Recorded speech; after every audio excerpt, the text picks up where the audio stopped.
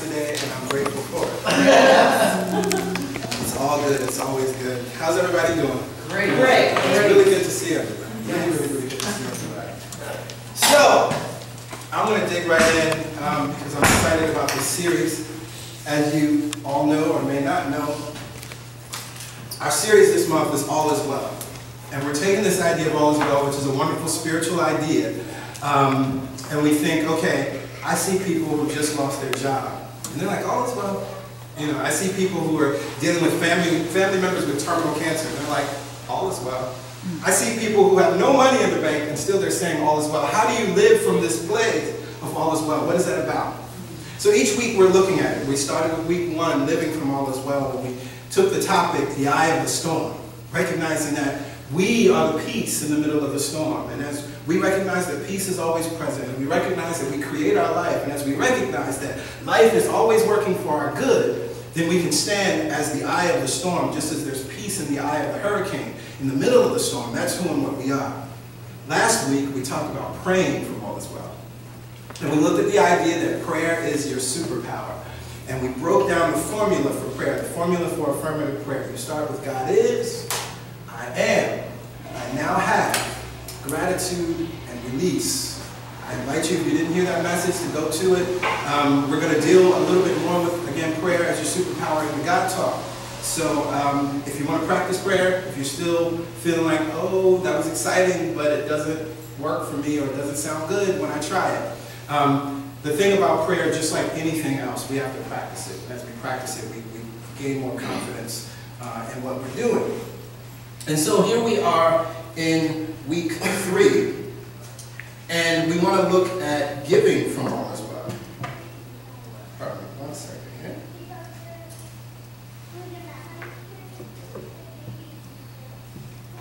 There we go. Okay. Giving from all is well. And I took the topic for this week, the mystery of giving. And the reason I took that topic is because I recognize that as much as we give in different ways, I don't think that we fully grasp what giving is all about. And I'm going to take a piece from a message that Buddha gave to kind of deal with this idea of the mystery of giving. Now, when you hear that, again, we all know how to give. If I have something in my hand, I know how to give it to someone. We know that giving is a virtue. Everybody can agree to that. Yes, it's good to give. That's always nice. We know and we've heard that it's more blessed to give than to receive. We always celebrate and we honor volunteers. That's like a noble thing. Oh, wow, it's so great you gave your time. We honor and we celebrate our soldiers who give their lives for this country. We recognize that there's something about this giving that's special and important. And I even thought about, even as children, one of the earliest lessons we learn is, oh, you should share, let your friend use your bike or play with your toys, or, when I was a kid, it was Star Wars, or, my He-Man toys, like it was that kind of thing, And so you learn that there's something about giving that we understand innately that it's good, but still I think it's a mystery. And the reason why I say it's a mystery, because do we really have the answers to these questions? Why do we give? And why is it more blessed to give than to receive? And furthermore, if we dig even deeper, why is giving supposedly a key to prosperity? And so we're going to look at these three questions. We're going to answer these 3 questions, I should say. And so as I was preparing for this message, my mind took me to a beautiful sermon from Buddha. It's a sermon on charity. And in this story, there's a man by the name of Anathapindika. He's a rich man. And he approaches the Buddha where he lives. It's a fertile country, and there's a king of the country who's extremely wealthy. And this rich man who lives in that area, he comes to the Buddha and he says, I love your teachings, and I want to build a vihara, or a Buddhist monastery, in my homeland. And so, he's very humble because he's coming to Buddha, who's this enlightened man, awakened person. And so he's really hoping that Buddha will say yes. And so the story goes like this. The Buddha saw into the heart of the supporter of orphans, and knowing that unselfish charity was the moving cause of his offer, in acceptance of the gift, the Blessed One said, the charitable man is loved by all. His friendship is prized highly. In death, his heart is at rest and full of joy, for he suffers not from repentance. He receives the opening flower of his reward and the fruit that ripens from it. Hard it is to understand. By giving away our food, we get more strength. By bestowing clothes on others, we gain more beauty. By donating abodes of purity and truth, we acquire great treasures.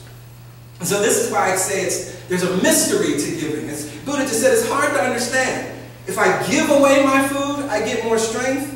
If I put clothing on others, I gain more beauty. And if I donate abodes, houses of purity and truth, I actually acquire great treasures.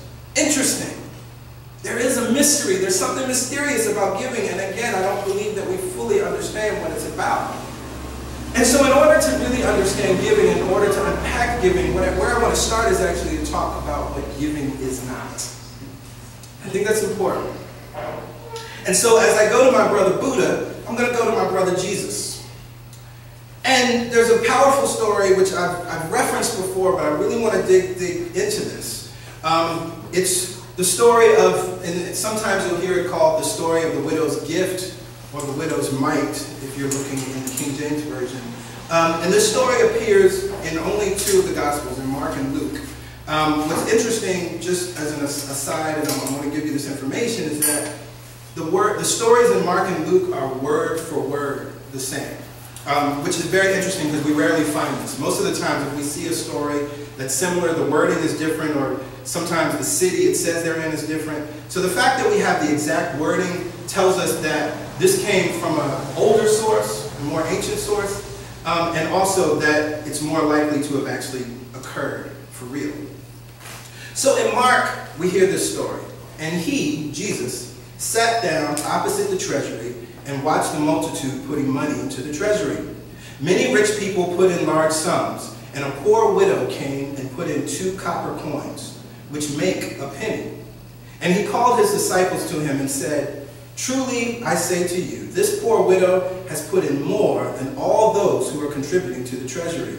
For they all contributed out of their abundance, but she, out of her poverty, has put in everything she had, her whole thing."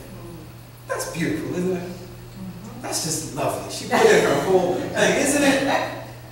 Now, what's interesting about this story, I don't know about you, but for me growing up, what I always heard, and that story was always used to say, you must give your all to God. Just like the widow, she gave 2 coins, which make a penny. And these rich people, they gave out of their abundance, but she gave her all. And that was her whole living. And that's how we should give to God. And that's how we should give to the world. And I say, hell no, that's not how we should give. Now, why do I say that? Well, if we actually look just before this story, in Mark and in Luke, Jesus says something else. And you must look at what he says here to then understand why he pointed out what was happening with the widow. Just before that, he says, "Beware of the scribes who like to go about in long robes and have salutations in the marketplace and the best seats in the synagogue and the places of honor at feasts, who devour widows' houses and for a pretense make long prayers. They will receive greater condemnation." So what we're seeing here, Jesus is actually critiquing the religious folks. He's saying these people who walk around in their long robes and they act all holy and sanctimonious and they want to be seen, and actually these are the people that the widows are giving money to. They're devouring widows' houses. Now what's important about this too, if we go back to the Old Testament, you must understand that according to Jewish Levitical law, one of the people that was supposed to be most protected were the widows and the orphans. You will hear that over and over and over and over and over and over and over again. The voice of God is always speaking to the people, reminding them to take care of the widows and orphans, which is really God saying, take care of the least of these. Take care of the elderly. Take care of those who may not be able to take care of themselves. If you go even further, the law was so specific that even a widow, if she did not have children, her brother-in-law or the next brother was supposed to have children with her to make sure that she had a line and there were people there to take care of her. That's how deep it was. That's how specific it was. So Jesus is here critiquing this religious system, again, devouring widows' houses. And then we have this scene of they sit at the treasury and he says, look, all of these people are giving out of their abundance. This woman is giving everything she has, her whole thing. This woman is giving to the very people that I just spoke about who are devouring widows' houses. So what we begin to understand is that what Jesus was offering us in this story, in this example, in this teaching, was not that we're supposed to give our all or give our last to God or to the church or to the synagogue, but actually that we are supposed to give out of our abundance. And that when we're giving our last, in the context of this story, as the woman was giving of her last, we are actually giving and hurting ourselves in that process. Now, what's interesting, I was reminded of something that Iyanla Vanzant says. She talks about giving from an empty cup, which is what we tend to do. And she says that when you sacrifice yourself for other people, you make them a thief, because they are stealing from you what you need, and they don't even know it. So the moment that you're giving from an empty cup, what's in the cup is for you. And we are actually being called to actually give from our abundance. I love it's right there. Everyone else, Jesus says, for they all contributed out of their abundance. But she, out of her poverty, has put in everything she had, her whole thing. And again, we recognize, it's here in the story, that who she was giving to were these sanctimonious holy folk who were devouring widows' houses. So we understand that it was a critique of the establishment, that's what Jesus was doing here. He wasn't offering some beautiful story about how you should give your last, even, you know, she may have been taking that money out of her kids' mouths, thinking that she was doing a good thing, thinking she was doing a righteous thing. But that's not what Jesus was asking us to do. And so this, I want to use this story, and I think it's important to understand and to illustrate what giving is not. Okay? Giving is not giving of your last. Giving is not giving out of your poverty everything that you have, your whole thing. Because when you do that, you're giving to those who are actually don't even have your best interest in heart. And then the teaching with Iyanla Vanzant is even more specific. Actually, what you're doing, you're giving what belongs to you, and you're making them a thief. That's where resentment comes from. Everybody ever felt a little resentment after you've been giving to folk and giving to folk and giving to folk? And maybe you were looking for some kind of reciprocation or just a thank you or some kind of acknowledgement, and it doesn't show up, and then you find yourself with a little attitude. Yes, yes. Is it possible that you may have been giving from your empty cup, giving your reserves to someone else? Is that possible? It would seem to me that then that person would be seen as a thief. Yes, yes? Yes, yes. Right, and they don't even know it. That's what's deep. Because we get upset like, they know that I gave my last. No, they don't know that. You made that choice. Right? So if we understand what giving is not, then we must quickly jump into what giving is. And so, again, it takes us back to the story that giving must come from abundance. You must have something in order to give something. Yes, yes? And a true giver, because of that reason, a true giver does not have a lack or limitation mindset. A true giver is not worried about, oh, well, if I give this, where is it going to, how am I going to replace it? Because a giver is not even thinking about loss. You're not giving anything away or losing something. And this takes me into the teaching from A Course in Miracles, which I love. In the past couple of weeks, there were these two lessons in 3:15 and 3:16. 3:15 says, all gifts my brothers or sisters give belong to me. And 3:16 says, all gifts I give my brothers are my own. Now what does that mean? It's a teaching, again, that you find all throughout A Course in Miracles. All gifts my brothers give belong to me. That means that everywhere you experience or see giving, if you watch someone, you're walking down the street and someone stops another person and says, oh, can I borrow $1?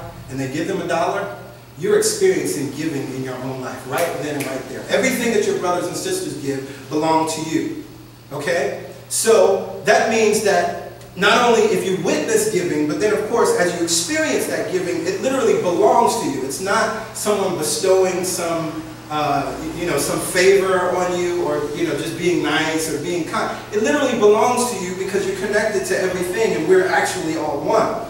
Now it goes on, all gifts I give my brothers are my own.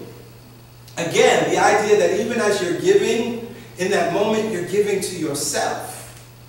This is again why we can operate from giving when we talk about what giving is, that it's not a lack and limitation mindset. Because you recognize that when you give, you're not giving away anything. You're literally experiencing yourself in that moment, having a need, and you're able to give to yourself in that moment, as your brother, as your sister, as someone on the street, as someone in your job. So again, this is very important to understand, because if we don't see our brothers and sisters as ourselves, then we're always seeing ourselves giving away, right? We're just, I have this thing that's mine, and I give it away and I've lost it. But you can't lose anything if you recognize that everything you give is your own. Everything that you give to your brother or your sister is your own. And so you're giving to yourself. Whatever it is that you need, whatever you possess that person needs, you're giving it to them, and you're assured that you've never lost it, that it's in the right hands. It's in beautiful hands, capable hands. So this is why we say it is more blessed to give than to receive, because we must understand that the giver already has and recognizes that all that he or she has is already given to him. So the idea of more blessed, and it's not more blessed in this, these words, more blessed, these spiritual words, it's not a sense of you're more righteous because you give. See, that's how we hear that, right? It's more blessed to give than receive. I'm special because I give. That's not what it means. It's more blessed to give than to receive. I'm good because I give. That's not what it means. What it's understanding is that, again, you have to understand that you already have in order to give. You understand that you're already blessed. That's why you give from that place. So it's more blessed to give than to receive, because a blessed person, a person that recognizes that they're blessed, recognizes that, oh, I have more than enough always. Oh, I'm connected to the infinite universe. Oh, I'm connected to infinite supply. Oh, I'm connected to divine supply. Oh, everything I need is here right now, and from that overflow, I freely give. That's why it's more blessed, because you have a consciousness of being blessed, right? Many times we hear, folks use different churchy language, how you doing, Pastor Greg? Oh, I'm blessed and highly favored, right? Which is beautiful, right? That's nice. But the problem with it is that it suggests that some people aren't blessed and aren't highly favored, right? I happen to be blessed and highly favored. No, that's not what it's saying, right? Actually, we're all blessed and highly favored. And as we begin to understand that, as we understand that we're blessed, then we find that we have things to give. Because I have all. Oh my God, I have gifts. Oh my God, I have money. Oh my God, I have time. Oh my God, I have love. Oh my God, I have prayers. Oh my God, I have smiles. Oh my God, I have hugs. I am blessed. And because I am blessed, I freely give. Yes, yes. So that's why it's more blessed to give than to receive. And so we must also understand, I've kind of spoken to this already, that there's no loss in the mind of God, because we're all one. And I was thinking about it as I was preparing this message, that we come back to this idea of oneness over and over and over again. I'm so convinced that as we really begin to understand and stand in that, we can shift every area of our lives. Whether we're talking about, walking without fear, or whether we're talking about creative faith, or whether we're talking about prosperity and abundance and anything is possible, or whether we're talking about all is well, we have to come back to this idea that there is no separation between us and the all that is, that you are one with all that is. Now, what does that mean? God is all that is. We live, move, and have our being in God. So all that is, whatever you desire, whatever you need, whatever is present for your life that you feel like, okay, I need to experience forgiveness, I need to experience joy, I need to experience peace, I need to experience love, I need to experience financial abundance, you are connected to that thing now. So that's why we can say that there's no loss. So as you're giving whatever that thing is that your brother or sister needs, you recognize that you're not giving it away, that you're not losing anything, because you're still connected to it. Now, the other piece that we must understand as we hold on to this idea of oneness, we must also understand the law of circulation. I would call it the law of open hands. And this is what's interesting about giving, because again, we think about giving from the standpoint that, I have $5, somebody needs it, I give it away, and now I'm poor, poor by $5, right? But if we understand the open hands, if we understand the law of circulation, we begin to understand that I receive in this hand, I give in that hand. I receive in that hand, I give in that hand. And it's literally a circle. It's the flow. Now we see this in nature, of course, right? We see this in nature. We see this, if you want to talk about the food chain, or if you want to talk about the ways that, trees, we're still in the fall, we see the acorns and things falling. They're giving of themselves into the ground. And it will nourish and it will go into the ground and potentially become new trees or new plants. And so we're receiving all over again. We see that cycle happen over and over and over again. That's the reason why there's the ebb and flow of the seasons. That's the law of circulation at work in nature. But we must also understand that as we're giving and we're receiving, that everything is energy. And this is the metaphysical concept. And we can talk a lot about it with sort of easy things, giving a hug or a smile. But it's the truth of our finances. It's just energy. That's all it is, really it is. And the reason we can say that is because, if you had 5,000 yen right now, you couldn't use it anywhere, right? Like where can you go buy something with 5,000 yen? Here in this country? It has no meaning. It has no value here, right? But you can go to another country and everybody there has agreed that these 5,000 yen mean something. So money really has no meaning except what we apply to it. It's energy, okay? And so we must recognize that in the concept of giving money and receiving money, we're giving and receiving energy. And I believe that can hopefully open up some doors for you. I know it's opened up doors for me as I really have learned to stand in that sense that I'm just exchanging energy and I'm receiving energy. And it's freeing. Because, if I'm tied to what these, as I love what A Course in Miracles says, these green pieces of paper and metal discs, if I'm tied to what those things mean, then I find myself going to limitation. I find myself becoming, stagnant. I find myself wanting to withhold and thinking that I'm going to lose something if I give it away. And I'll offer this, this tip. I remember some years back, I don't know, maybe 6 or 7 years ago, I was in a place where I felt like my finances were really constricted, and I had tried a bunch of different things, and I was, did a new budget and got a new bank account, and opened this savings account and closed that one, and read a book on handling my finances better. All of these things, but then what became clear to me was, where are you giving? Because I wasn't. I was just living life, doing whatever I wanted to do, but I wasn't giving. And I did something, and this is so easy to do, anybody can do it. Every day, I made sure I had $3 bills in my pocket. And at any moment that I saw anybody that had a need, somebody, a homeless person on the street, without reservation or judgment, I would just give it to them, right? Sometimes I felt I knew that they were going to use it for drugs or other things. It didn't matter, because what I was doing was opening my hand. I was stepping back into that mode of circulation. And you would think, well, $3, how can you open yourself up with just $3? Again, it's energy. It wasn't about the amount. It wasn't about the amount. I was now standing in that vibration of I have open hands. And I freely give this because I recognize that I have more than enough. I think everybody, more than likely, and honestly, and if you can't do $3, do 3/4. Because it does not matter the amount. What matters is the way in which you are giving. We talk about it all the time before giving here at CSC, that, it's the energy behind what you give, not the amount that matters. Because we're clear at CSC that our needs will always be met. We're clear about that.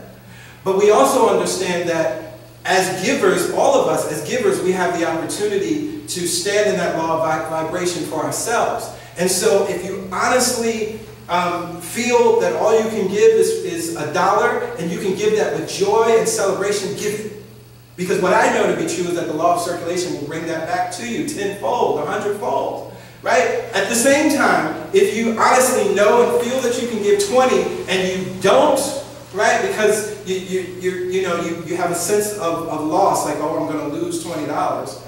Well, then that's not going to work out for you. You have to give what you really feel you can give in that energy of openness. So again, just take $3, 3 coins, whatever it may be, and without reservation, And without hesitation, just give it away every day. Just give it away. And watch how your life opens up. It changed my life. Now, we're talking about giving from all is well. And when I began to think about, we talk often law of circulation, as we give, we receive, as we give, we receive, as we give, we receive. And what came to me was that giving from all is well, because again, all is well means everything is cool, everything's fine, regardless of what I see outside of me. That vibration is just like breathing. Because we actually give and receive in breathing all the time. Now, if you don't remember or really know much about breathing, I just want to give a couple little facts. Recognizing first that we breathe in and out anywhere from 15 to 25 times per minute, right? Without even thinking about it. When we exercise, our breathing, that rate goes up again and again without thinking about it. We breathe so regularly that we actually take our lungs for granted. And what's even more beautiful is that you can't even stop yourself from breathing if you try, right? Now, we also recognize that in breathing, as we breathe in, our lungs, in their fabulous intelligence, take that air and supply our bodies with oxygen. And then we release carbon dioxide. Now, what's interesting about the carbon dioxide, although we can't use it, the plants can use it, the trees can use it. And the plants and trees take that, and we know about photosynthesis and all these things, and then they send more air out for us to breathe. As we give, we receive. But I love it. We breathe in and out 15 to 25 times per minute without even thinking about it. If we start running or we go to exercise, our breathing picks up easily and effortlessly without us thinking about it. Anybody, when was the last time you decided, oh, I need to start breathing heavier and faster and deeper right now because I'm running? When have we had that conscious thought? But when we think about, again, if we're talking about giving, if we're talking about money, or if we're talking about giving to a loved one, many times we start to operate from this conscious place of, oh no, well, let me hold my breath because I might not have enough for them too. Right?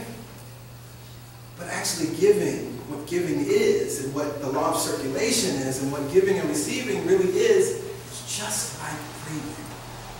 It's easy, it's effortless, without hesitation or reservation. But you have to remember not to be like that widow, right?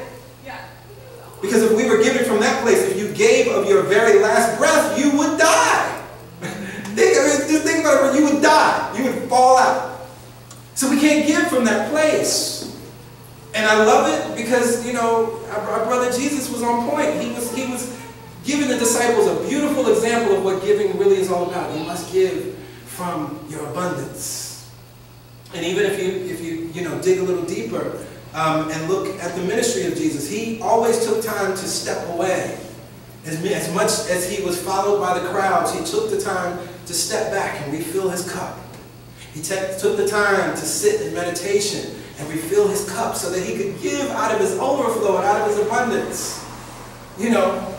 Granted, we don't get everything in the text around his stories, but we never see him annoyed or aggravated when he's giving. He gets annoyed and aggravated with his students, the disciples, from time to time.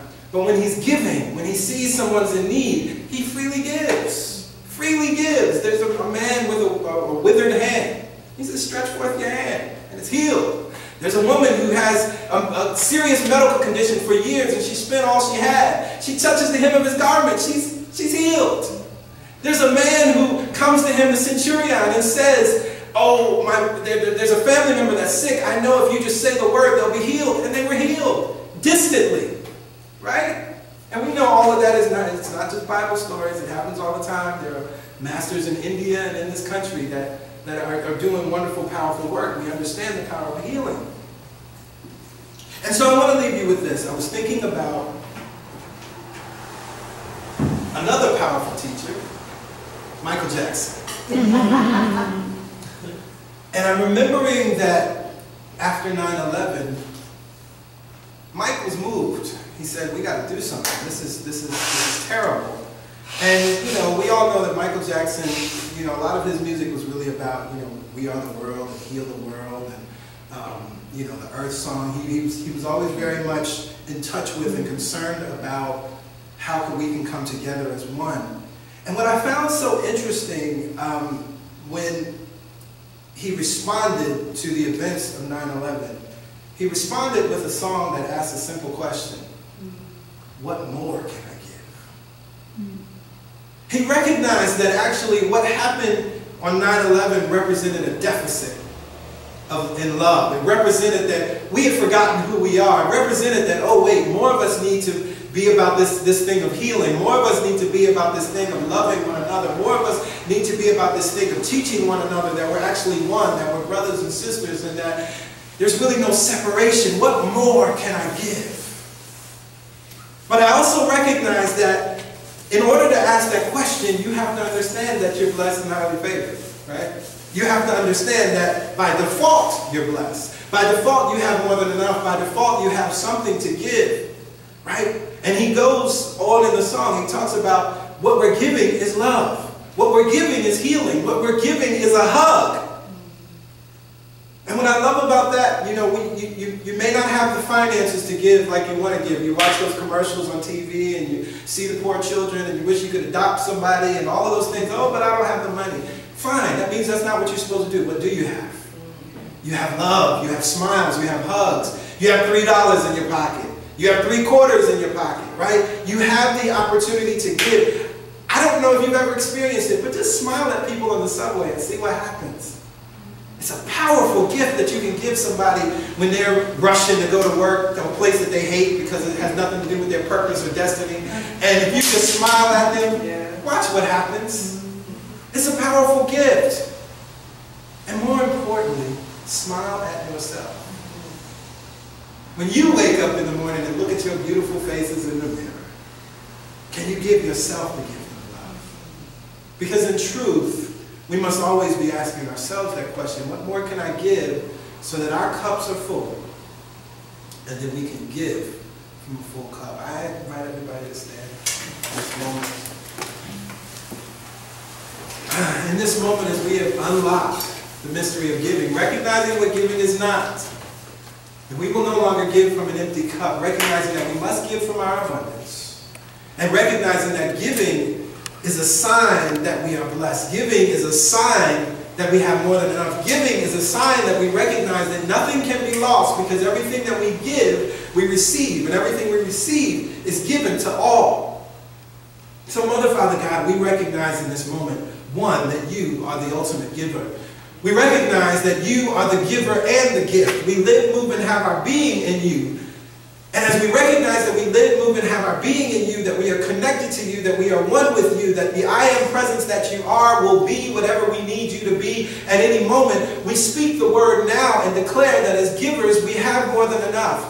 Yes. We now lay aside judgments of what we have. We lay aside the power of not recognizing the power of our smile. We lay aside not recognizing the power of our hugs. We lay aside not recognizing the power of our kind words or our patient way of being.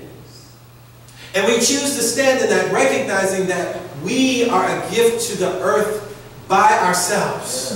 And so all we are required to do is give of ourselves. All we are required to do is give of exactly who and what we are, because you have uniquely designed us and uniquely given us gifts and talents and skills and abilities to enhance this planet. And so in that awareness that we are here to enhance the planet, that we are here to shine our lights in such a way that the world will know when we leave that someone powerful was here, that the world will know when we leave that someone brilliant was here, that the world will know that when we leave that love was here. Yes, yes. We are so grateful and thankful for the opportunity to give now from this new consciousness. Yes. We are grateful and thankful to give now from a full cup, recognizing that it's our overflow that we give to the world and to our brothers and sisters and to whomever needs it without hesitation or reservation, because we have more than enough. Yes. And then we watch others give from that same place as we teach them to give. And as they teach others to give, we watch new people learn to give from that powerful, powerful, powerful place. I'm grateful for the givers in the room, and I'm grateful for the givers within the sound of my voice. I am grateful for the ways in which we will see givers now give without resentment. For the ways in which we will be able to give without being annoyed or irritated. The ways in which we will be able to give and be in complete and utter joy. We now release these words back into you, back into the how, back into the cause, back into the intelligent mind, knowing that you will now take our words and bring them into form in the most efficient and effective way. For that we are so grateful, and together we say amen, amen, ashe, ashe, and so it is. And so it is.